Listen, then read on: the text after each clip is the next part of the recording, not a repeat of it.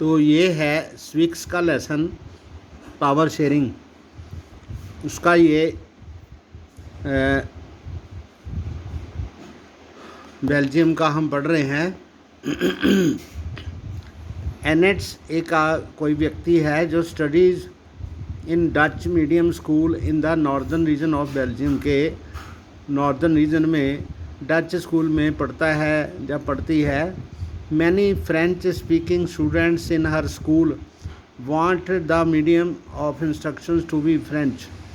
तो उसकी क्लास के बहुत सारे ऐसे स्टूडेंट्स हैं, वो लड़की है एनेट, तो वो डच मीडियम स्कूल में पढ़ती है और वहाँ पर बहुत सारे उसके दोस्त स्टूडेंट्स हैं जो फ्रांसीसी भाषा यानी फ्रेंच में पढ़ाई करना चाहते हैं।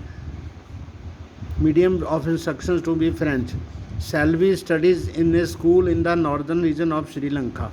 तो सेल्वी लड़की है, वो श्रीलंका के नॉर्दर्न रीजन में पढ़ती है। All the students in her school are Tamil speaking. तो सभी लोग जो है वहाँ पर वो तमिल भाषा बोलते हैं। And they want the medium of instructions to be Tamil. तो वो वहाँ पर तमिल भाषा में पढ़ाई करना चाहते हैं। If the parents of Annette and Selvi were to approach respective governments to realise the desire of the child who is more likely to succeed and why. तो आपके लिए ये प्रश्न है, अगर एनेट और सेल्वी दोनों बच्चे हैं, एनेट जो है वो बेल्जियम में है और डच मीडियम स्कूल में पढ़ती है, वो उसके साथ वाले बच्चे जो फ्रांसीसी भाषा का मीडियम रखना चाहते हैं, और सेल्वी जो है वो श्रीलंका में रह रही है नॉर्दर्न पार्ट में, वो वहाँ पर तमिल भाषा बोलती है, तो वहाँ पर वो तमिल मीडियम में पढ़ना चाहती है। तो आपसे पूछा गया है कि अगर वो लोग के पेरेंट्स जो हैं वो गवर्नमेंट को ये महसूस कराने की कोशिश करें, अपनी बच्चे की इच्छा को बताना चाहें, तो किसको लगता है कि उसकी इच्छा पूरी हो जाएगी? Who is more likely to succeed and why, क्यों?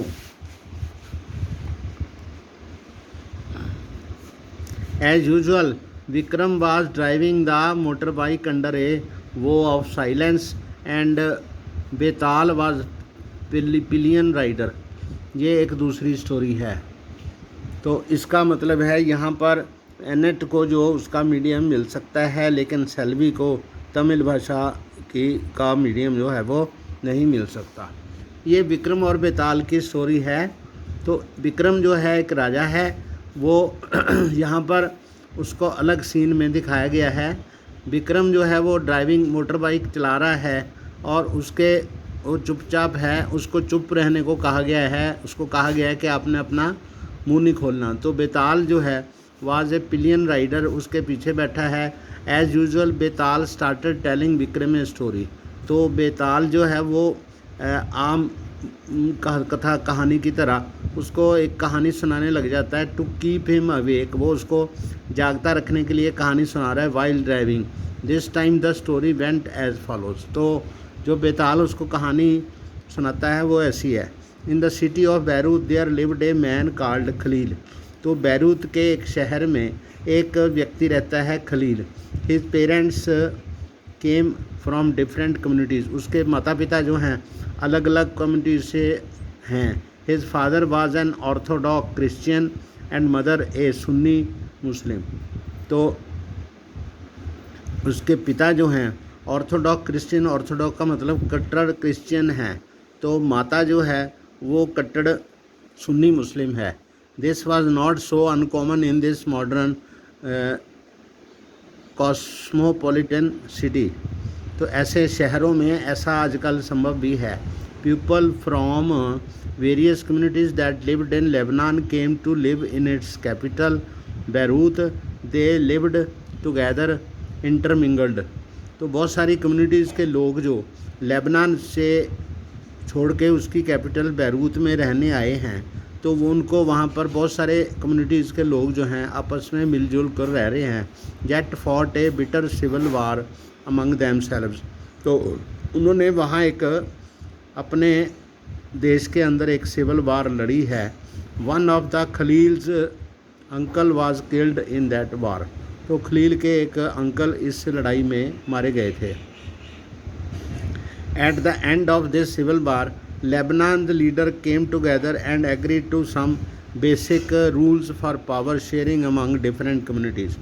तो इस सिविल वार के अंत में लेबनान के जो कुछ लीडर्स थे वो मिलजुल कर बैठे और उन्होंने कुछ बेसिक रूल्स बनाए पावर शेयरिंग के, डिफरेंट कम्युनिटीज़ की पावर शेयरिंग के. As per these rules the country's president must belong to the Maronite sect of Catholic Christians. तो उसमें रूल्स में ये बताया गया कि जो प्रेसिडेंट होगा देश का, लेबनान का, वो कैथोलिक क्रिश्चियन में से आएगा. The prime minister must be from the Sunni Muslim community. जो प्राइम मिनिस्टर होगा वो सुन्नी मुस्लिम होगा. The post of deputy prime minister is fixed for Orthodox Christian sect.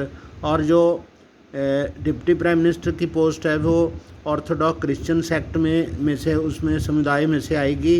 And that of speaker for Shia Muslim. तो speaker जो होगा वो शिया Muslim होगा.